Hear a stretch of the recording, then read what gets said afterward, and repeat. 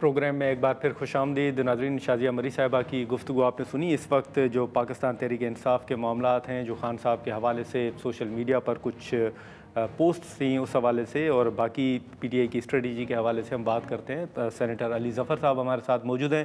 بہت شکریہ علی ظفر صاحب. سر، سب سے پہلے تو میں آپ سے یہ جاننا چاہوں گا کہ یہ جو کل سے سوشل میڈیا پر خان صاحب کی صحت کے حوالے سے کچھ پوسٹ چل رہی ہیں، کیا کوئی جیل انتظامیہ سے رابطہ ہوا ہے؟ کسی سے آپ کا کوئی رابطہ یا پارٹی کے دیگر رہنماؤں کا کوئی رابطہ ہوا ہے؟ کوئی معلومات لی ہے سر؟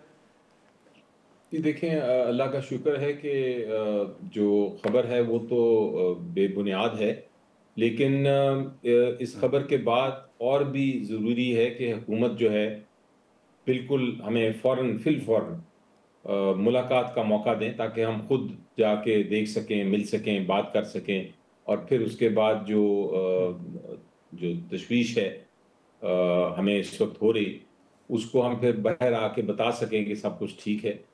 اس لیے یہ بڑا اہم ایک موقع ہے. آج سینٹ میں بھی ہم نے بھرپور احتجاج کیا ہے، اور ہم نے جو اسٹیٹ منسٹر تھے ان سے ریکویسٹ کی کہ ہمیں فوراً ملنے کی اجازت دی جائے.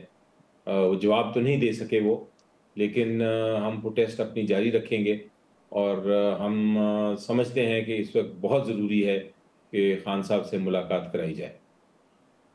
1 مہینہ ہو گیا لیکن ہے. علی ظفر صاحب، آپ کی نظر میں اب جی بالکل، لیکن سر یہ جو ملاقات نہ ہونے کی وجوہات، کچھ تو یہ بھی کہا جا رہا ہے کہ شاید سہیل آفریدی صاحب یا دیگر رہنماؤں سے کوئی رابطہ ہوا ہے، یا کوئی بات چیت کے حوالے سے کہا جا رہا ہے کہ بیٹھیں بات کرتے ہیں. کوئی ایسا معاملہ بھی ہے؟ کوئی رابطہ ہوا ہے، یا اوورآل رکاوٹ کیا سمجھتے ہیں آپ ملاقاتوں میں؟ جی، جہاں تک کوئی مذاکرات یا ایسی بات ہے، یہ تو پھر اسی طرح بالکل بے بنیاد ہے، اس میں کوئی سچائی نہیں.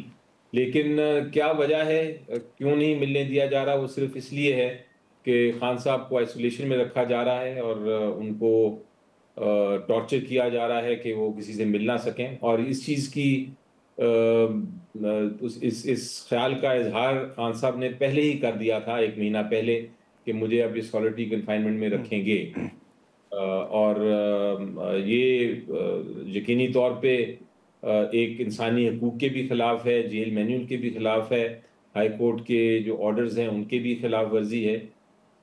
ہماری نظر میں آئین کی اور قانون کی تقاضے بھی پورے نہیں کیے جا رہے. ہر ایک کا حق ہے کہ وہ اپنے خاندان سے ملیں، بہنوں سے ملیں. ہمیں تو یہاں بھی اطلاع مل رہی ہے کہ جو بشرا بی بی ہیں ان کے ساتھ بھی ملاقات نہیں کرنے دی جا رہی، جو اسی جیل میں ہیں.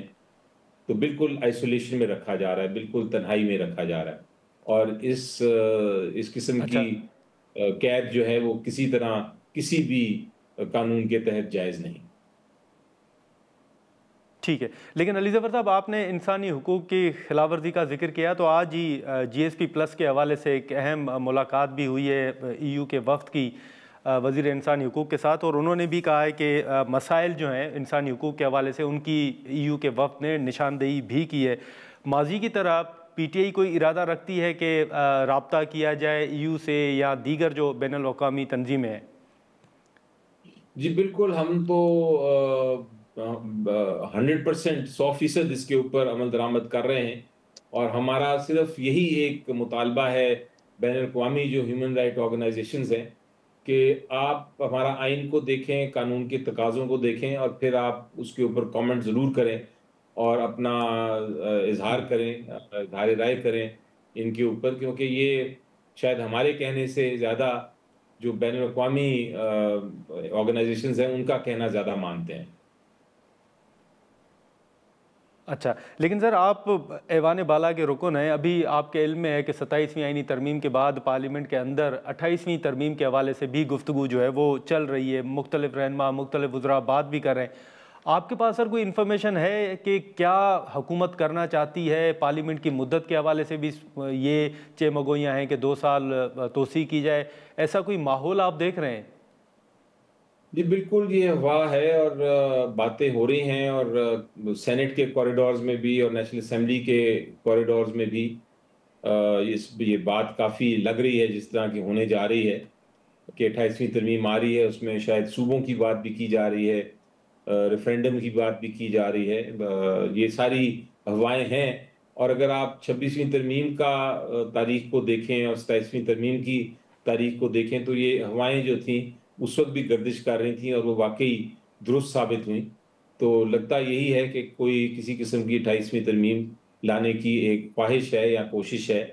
اور یہ ہمیشہ اس طرح ہوتا ہے کہ یہ جو آئینی ترمیم اس حکومت کے دور میں ہو رہی ہیں وہ چھپ چھپا کے ہوتی ہیں, کسی قسم کی ڈیبیٹ یا ڈسکشن نہیں ہوتی, اور ایک دم آ کے وہ ایک طرح سے اپنے لوگوں کو کہتے ہیں کہ اس کے اوپر بس آپ ہاں کر دیں اور اس کو پاس کرا دیں. ناظرین یہاں پر ایک مختصر سا بریک لیتے